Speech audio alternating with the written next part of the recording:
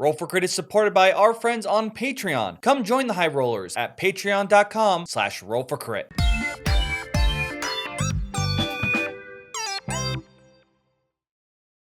Welcome to this Roll for Crit preview. Today we're taking a look at one of Starling Games' stars, Everdell. In this series of games, there's been so much going on with different expansions and new worlds, but it seems we're approaching the end of the line with this Kickstarter, with 2 new expansions, Newleaf and Mistwood, and of course, 1 box to hold them all. If you're new to Everdell or it's been a while since you've played, here's a reminder of how the original game works. It's primarily a worker placement game. Every player has cute little workers designed to look like a cute little forest animal, and on your turn, you're going to take one and place it somewhere onto the main board to collect resources. That could be twigs, berries, stones, what have you. And then later you'll be using those resources to pay for cards that you have in your hand, or you could pay for cards that are in the meadow, the face-up section at the center of the board. Those cards are going to have their own kinds of abilities, and they could be additional critters or locations, and sometimes those critters will work well with each other or be able to be housed in certain locations. Some cards may play off of what other players are doing on their turns or focus more on what you're doing.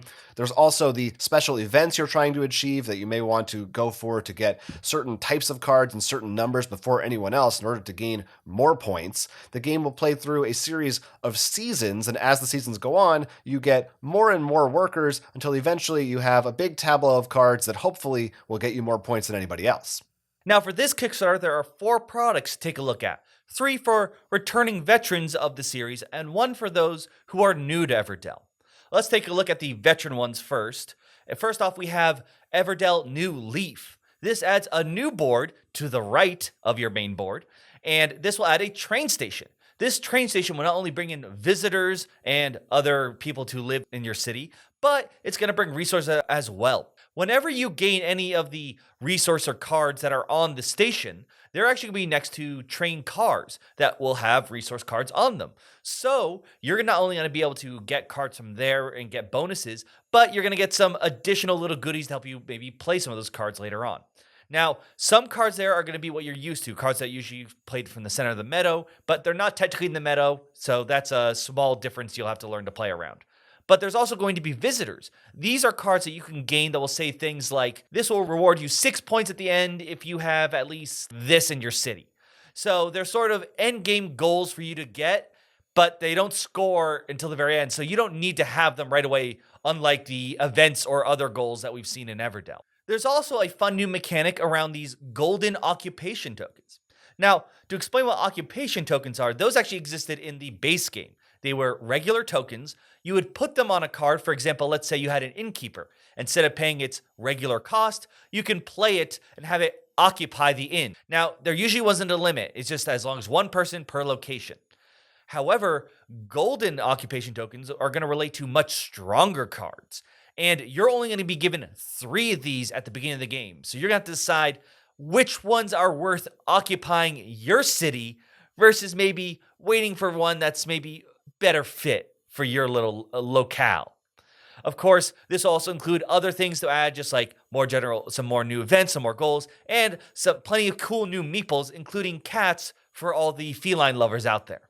Now, Mistwood seems to be for all those out there who love the lore of Everdell. For a lot of this is story-packed stuff. You're going to get some new cards that you're sort of used to, including some new legendaries that we've already seen before in a previous expansion, and some more versions of maybe some named characters you may recognize from other cards. But we're also going to get a new sort of single-player mode, very similar to Radagast that we've seen. This is Nightweave. She is a spider who is got a lot of dastardly plans for the world of Everdell. Now, you can play this solo or with other players, which is a little bit differently. She has her own deck of cards, which will tell you how she's programmed, what she's going to go after, what she's going to do to you. So you're going to have to learn different strategies, how to balance yourself up against this spider menace. Finally, for the veteran players out there, and probably one that a lot of people would love to see, is the big old box of storage. This is a box designed to hold everything, including these expansions, as these are the final expansions for Everdell. So you won't have to worry whether more to come to fill up the box. This will include a box that, as I said, that holds everything. But another really nice feature is a rule book. This is a comprehensive rule book, so you have all your rules in one place instead of having to flip through multiple books and find out which one refers to the card that you're curious about. Yes, that's always very appreciated, and it's definitely a cool option for, I think, a pretty reasonable price. I think it's $199 to get all the Everdell stuff right now through their Kickstarter. Well, that actually refers to the thing for new players. Mhm. If you are new and you have nothing, they have the complete collection. This is Right. pretty much a box, but it will have everything. So you don't have to worry about like, am I missing something? Just go, I'll take it. That's it. I got it all. It's a nice way to do it. It's a pretty good bargain, I'd Right. say. I mean, as you can for everything see, you're getting. like we have the base. I can't imagine just trying to fit all this on the table now. You have your base game board. You have your giant tree. Now you have your lake to the left. You've got your carnival happening up north. You have your snowy mountains to the south, and now you're gonna have a train station to the right. I think I don't know what else they could do. It's like They've until we find reached out- their limit. Well, wait until Everdell learns rocket science. Yeah, so they add another level vertically. That's the only way. Now, so we are going to be talking a little bit about these two expansions. However, we did not get the chance to play with everything that's in them. We really just got to check out the new cards that are included, as opposed to like the new board and stuff like that, and Nightweave we didn't really get to see either. But we can talk about some of the new abilities and the new features that these cards have, how they're going to change the game. I think one of the biggest takeaways we got, one of the biggest overall themes we noticed in these new cards was they give players a lot of new and different ways to kind of find cards and resources if maybe they just weren't getting so lucky with the things that they were drawing earlier. So maybe it's something that will allow you to draw more cards when other players play cards, or something that will allow you to trigger cards more often depending on certain conditions. But it seems like in general it's a little bit friendlier, a little bit trying to make the game less punishing if you happen to just get bad card draws for whatever reason on your turn. Right. For example, we go earlier when I talked about the occupation. There are a lot of cards that are pairs, like the innkeeper specifically goes in the inn, so on and so forth. And people can see that. So if you've played an inn, maybe people won't let you get the chance to get the innkeeper in the center area. But now we're seeing more things like this person can occupy any green space. So like, well, yeah, I've got a green card. I'll just have him occupy that now. And it seems like there's going to, because of this, you don't have to be as worried, because if you've ever played Everdell, you pretty much like play through 3 seasons and you have a very limited number of workers to play in those seasons. So, you can just be like, oh, I wish I could do that cool thing, but I need that one more berry. Sometimes it feels bad when you have to take that one resource spot. But now that there's a bit more relaxation, I think, and that can really help. And also, that's what's nice about these is a lot of them don't feel like, well, I gotta play with the ocean board if I want to use this card. River board. Sorry, not ocean. Right. It's more general, and I think that's really cool. Plus, all the new legendaries, it's fun to see these guys because you've seen their names, you sort of know about them. There's actually a book too, if I recall. But like I said, this is a very popular game from Starland Games, so it's really nice to see them add all this stuff, and I don't feel, ironically, maybe like the least complicated sets are these two. Yeah. They definitely, like you said, they feel general, like they can be mixed in however you like to your various expansions.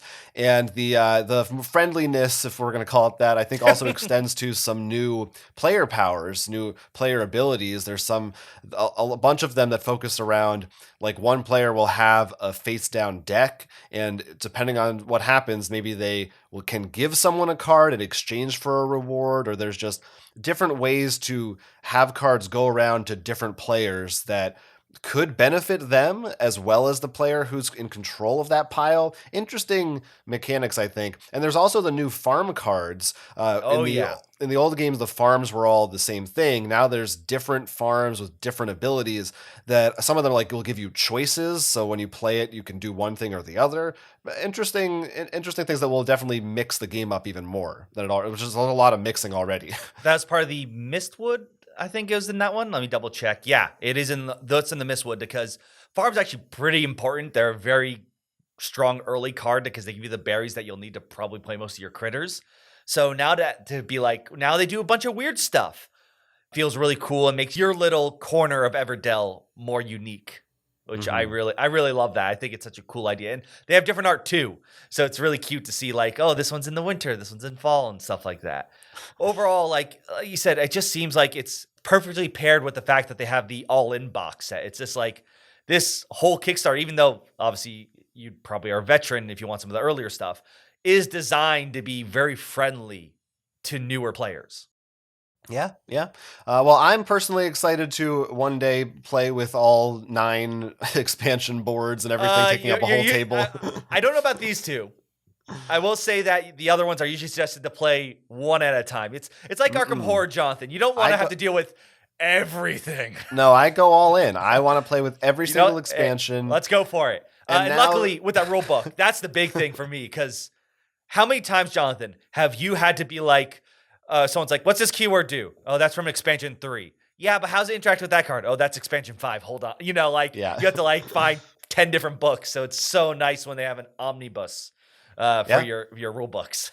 It's very much appreciated. Well, it's all possible there if you just want to get these new expansions or you're going all in. The Kickstarter is live right now, and we're going to have a link in our description down below so you can take a look at it for yourself in depth, check out all the little things that we didn't get the chance to talk about because we didn't try them out ourselves or that we just didn't have time to mention, and decide if you want to back it for yourself or not. We are generally fans of the original Everdell. We reviewed it a while back. And so if you've never played it before, I definitely think this is probably a good place to jump in and check it out.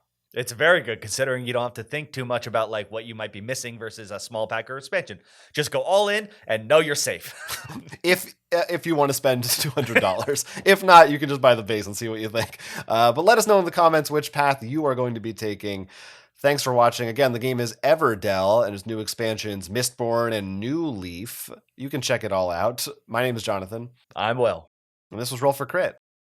We want you to like and subscribe, and if you have the chance, take a look at our Patreon. Thank you for being a friend.